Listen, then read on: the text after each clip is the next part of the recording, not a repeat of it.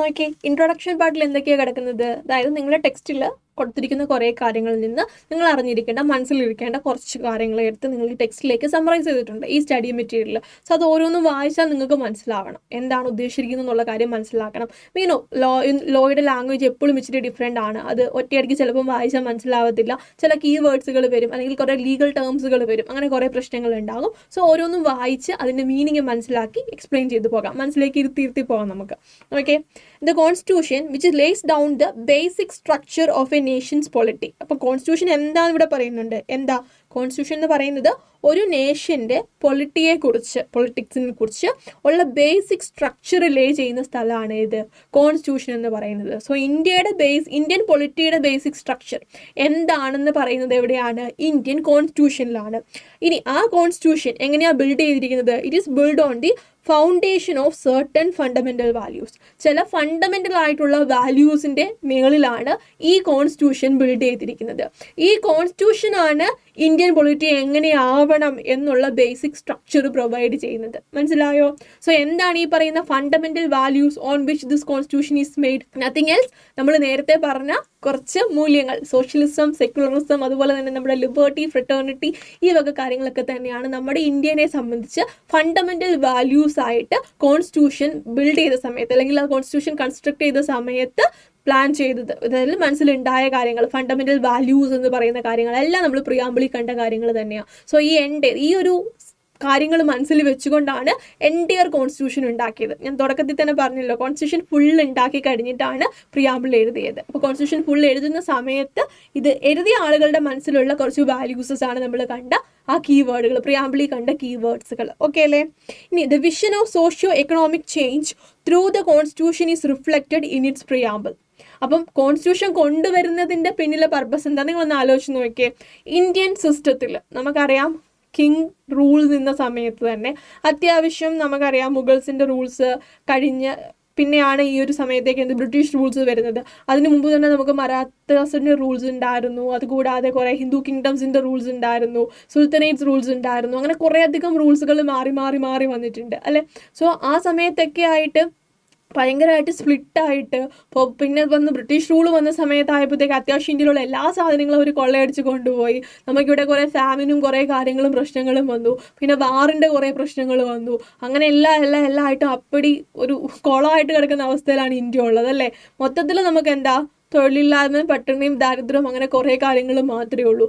അവിടെ നിന്നുകൊണ്ടാണ് ഇന്ത്യനെ മൊത്തത്തിലൊന്ന് മാറ്റിയെടുക്കാനുള്ളൊരു പ്ലാൻ അല്ലേ? നാളെ ബ്രിട്ടീഷുകാർ നമ്മളെ ഫ്രീ ആക്കും. സോ നിങ്ങൾ എന്ത് വേണം, നിങ്ങൾക്ക് നിയമങ്ങൾ എന്ത് വേണം, നിങ്ങൾക്ക് എന്ത് നിയമങ്ങൾ വേണം വേണ്ട, എന്താവണം ഇന്ത്യ എന്നുള്ള കാര്യങ്ങൾ ഫുള്ള് നമ്മളായിട്ട് പ്ലാൻ ചെയ്യുന്നതാണ് എവിടെ? കോൺസ്റ്റിറ്റ്യൂഷനിലൂടെ. അതിനാണ് കോൺസ്റ്റിറ്റ്യൂഷൻ കമ്മിറ്റി ഫോം ചെയ്തത്. അന്നേരം ഇത്രയും കാര്യങ്ങൾ അവർ ഫ്യൂച്ചറിലേക്ക് വിഷൻ ചെയ്തു. ഇന്ത്യക്ക് എന്തൊക്കെ മാറ്റം കൊണ്ടുവരണം, ഇന്ത്യയിലെ സോഷ്യൽ സിസ്റ്റത്തിൽ, ജനങ്ങളുടെ ലൈഫിൽ, ഇന്ത്യയുടെ ഫിനാൻഷ്യൽ സിസ്റ്റത്തിൽ, എക്കണോമിക് സിസ്റ്റത്തിൽ എന്തൊക്കെ ചേഞ്ചസ് കൊണ്ടുവരണം.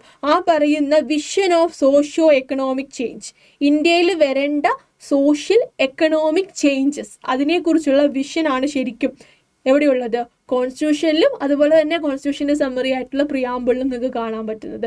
ഇന്ത്യക്ക് വേണ്ടി കോൺസ്റ്റിറ്റ്യൂഷൻ കമ്മിറ്റി ഡിസൈൻ ചെയ്ത ഫ്യൂച്ചർ, അതാണ് ശരിക്കും എന്ത്? പ്രിയാമ്പിളിൽ നമ്മൾ കാണുന്ന ഇന്ത്യ. ഇനി The preamble expresses the ideals and aspirations of a renaissance India. എന്താ?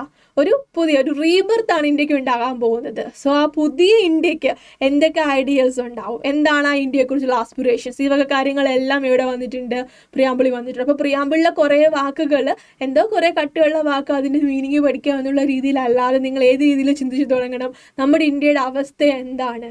എംപ്ലോയ്മെൻറ്റ് പോയിട്ട്, കുട്ടികൾക്ക് ബേസിക് എഡ്യൂക്കേഷൻ പോയിട്ട്, ബേസിക് ആയിട്ടുള്ള ഹെൽത്ത് ഫെസിലിറ്റീസ് പോയിട്ട്, അങ്ങനെ ഒന്നും ഇല്ലാത്തൊരവസ്ഥയിൽ നിന്നുകൊണ്ട് ഇന്ത്യയെ മൊത്തത്തിലൊന്ന് മാറ്റിയെടുക്കണം. അതിനൊന്ന് തൊട്ട് എന്ത് ചെയ്ത് തുടങ്ങണം?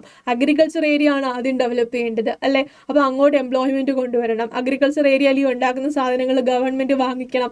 ആളുകൾക്ക് വാങ്ങിക്കാൻ ക്യാഷ് ഇല്ലെങ്കിൽ ഗവൺമെൻറ് അത് വാങ്ങിക്കണം. അവിടെ ചെറിയ ടാക്സ് സിസ്റ്റംസ് കൊണ്ടുവരണം, ഗവൺമെൻറ്റിന് ഫണ്ട് വരണം. അത് കഴിഞ്ഞിട്ട് എന്ത് വരണം? ഇൻഡസ്ട്രിയൽ, ആ ഒരു ഏരിയയിലേക്ക് നമുക്ക് ഡെവലപ്മെൻറ്റ് വരണം. ഇൻഡസ്ട്രിയൽ റെഡി ആയി കഴിയുമ്പോൾ സർവീസ് സെക്ടർ വരണം. ഇങ്ങനെ ഓരോ ഫേസ് ബൈ ഫേസ് ആയിട്ടല്ലേ നമ്മൾ പ്ലാൻ ചെയ്യുന്നത്. അപ്പോൾ ഈ പ്ലാനുകൾ മൊത്തം എക്സിക്യൂട്ട് ചെയ്യാനുള്ള ബേസിക് ഡോക്യുമെന്റ് എവിടെയാണ് വരിക? കോൺസ്റ്റിറ്റ്യൂഷനിലാണ്. കോൺസ്റ്റിറ്റ്യൂഷൻ വഴിയാണ് നമ്മൾ ഇന്ത്യ ഫുള്ളിന് റൂൾ ചെയ്യാൻ പോകുന്നത്. സോ ആ ചേഞ്ച് കൊണ്ടുവരാൻ വേണ്ടി പ്രിപ്പയർ ചെയ്തൊരു ഡോക്യുമെന്റാണ്. നോക്കി, ഒന്നുമില്ലാതെ തകർന്ന് തരിപ്പണമായിരിക്കുന്ന സമയത്ത് നിങ്ങൾ ഫ്യൂച്ചറിൽ ഒരു കോടീശ്വരനാവണമെന്ന് പ്ലാൻ ചെയ്ത് നിങ്ങൾ നിങ്ങളുടെ ലൈഫിൽ വരാൻ പോകേണ്ട ചേഞ്ചസുകൾ എന്തൊക്കെയാണെന്ന് ലിസ്റ്റ് ഔട്ട് ചെയ്യാമെന്ന് വിചാരിച്ചോ? അത് ഹൈലി പ്രാക്ടിക്കലി പോസിബിൾ ആയിട്ടുള്ളൊരു ലിസ്റ്റ് ആവും എന്ന് വിചാരിച്ചോ? അതാണ് ശരിക്കും ഇന്ത്യയുടെ കാര്യത്തിൽ എന്ത്? കോൺസ്റ്റിറ്റ്യൂഷൻ എന്ന് പറയുന്നത്. ആ കോൺസ്റ്റിറ്റ്യൂഷൻ്റെ പ്രിയാമ്പിളാണ് നമ്മളിപ്പോൾ കണ്ടത്. സോ അങ്ങനെ ആ രീതിയിൽ ചിന്തിച്ച് നോക്കണം. എന്തൊരു വിഷൻ ആയിരുന്നല്ലേ ആ സമയത്ത് ആ കോൺസ്റ്റിറ്റ്യൂഷൻ കമ്മിറ്റിയിൽ ഉണ്ടായിരുന്ന ആളുകളുടേത്. അത് എത്രത്തോളം പ്രാക്ടിക്കലി പോസിബിൾ അല്ലായിരുന്നിട്ട് പോലും അത് നേടിയെടുക്കാൻ പറ്റി. കാരണം അത് അത്രയും ദിവസം സ്പെൻഡ് ചെയ്ത് മെനക്കെട്ട് ഉണ്ടാക്കിയതാണ്. അല്ല ചുമ്മാ എന്തൊക്കെയോ എഴുതി വെച്ചിട്ടൊരു ലോങ് ടൈം പ്ലാൻ മാത്രമല്ല, അത് വളരെ ഡിവൈഡഡ് ആയിട്ടുള്ള ഷോർട്ട് ടൈം പ്ലാൻസുകൾ വന്നു. അതേതാ ഞാൻ ഈ പറയുന്ന പ്ലാൻസ്? 5 year പ്ലാൻസുകൾ അല്ലെ, കുഞ്ഞു പ്ലാൻസ് ആയിട്ട് ഈ എൻ്റയർ വിഷനെ ഡിവൈഡ് ചെയ്തു. ഓരോ പ്ലാനും നടപ്പിലാക്കാനുള്ള കാര്യങ്ങൾ ചെയ്തു. അങ്ങനെയല്ലേ വർക്കൗട്ട് ചെയ്യുന്നത്? ഓക്കെ, ആ രീതിയിൽ വേണം ആലോചിക്കാൻ. അല്ലാതെ പ്രിയാമ്പിളിലൊക്കെ ഓരോ ടേംസ് കാണാതെ പഠിക്കലാണോ നമ്മൾ ചെയ്യുന്നത്? അല്ല. ഇന്ത്യയുടെ വിഷൻ, ആ സമയത്ത് ഇന്ത്യ എന്താവണമെന്ന് അവർ കണ്ട സ്വപ്നമാണ് നമ്മൾ വായിച്ചത്. ആ രീതിയിൽ മനസ്സിലാക്കണം. ഓക്കെ അല്ലേ? ഇനി the scheme of constitution for realisation of socio economic agenda എന്ന് വെച്ചാൽ എന്താ? സോഷ്യോ എക്കണോമിക് ചേഞ്ചസ് ആണ് ഇന്ത്യയിൽ വരേണ്ടത്. അപ്പോൾ അതിനുവേണ്ടി എന്തൊക്കെ കാര്യങ്ങൾ ചെയ്യണം? അതാണ് അജണ്ട അല്ലേ? സോ ഇന്ത്യയിലെ സോഷ്യോ എക്കണോമിക് അജണ്ടയുടെ റിയലൈസേഷൻ, അതാണ് ശരിക്കും കോൺസ്റ്റിറ്റ്യൂഷൻ്റെ സ്കീം. കോൺസ്റ്റിറ്റ്യൂഷൻ്റെ പർപ്പസ് എന്ന് പറയുന്നത് എന്താ?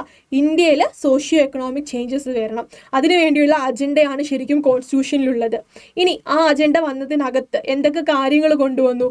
2 കാര്യങ്ങൾ കൊണ്ടുവന്നു. ഫണ്ടമെൻ്റൽ റൈറ്റും DPSPയും. അപ്പോൾ നമ്മൾ പറഞ്ഞു സ്റ്റേറ്റ് ഇപ്പം തന്നെ ജനങ്ങൾക്ക് കൊടുക്കണം എന്ന് പറയുന്ന കാര്യങ്ങൾ എവിടെ ഇട്ടു?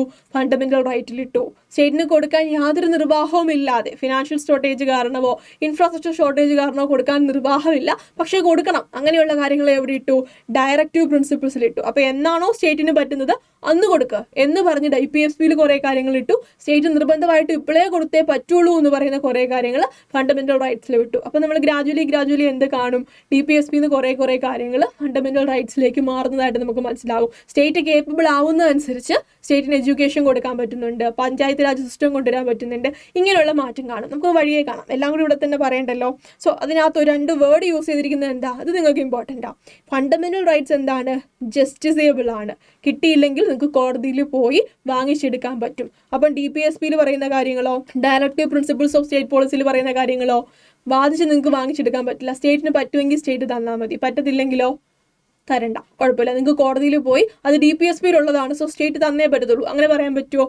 ഇല്ല. അപ്പോൾ കോടതി എന്ത് പറയും? DPSP ജസ്റ്റിസിയബിൾ അല്ല. ഫണ്ടമെൻ്റൽ റൈറ്റ്സിലുള്ള കാര്യങ്ങൾ മാത്രമേ നിങ്ങൾക്ക് ഇങ്ങനെ ജസ്റ്റിസിബിൾ ആയിട്ട് കിട്ടത്തുള്ളൂ.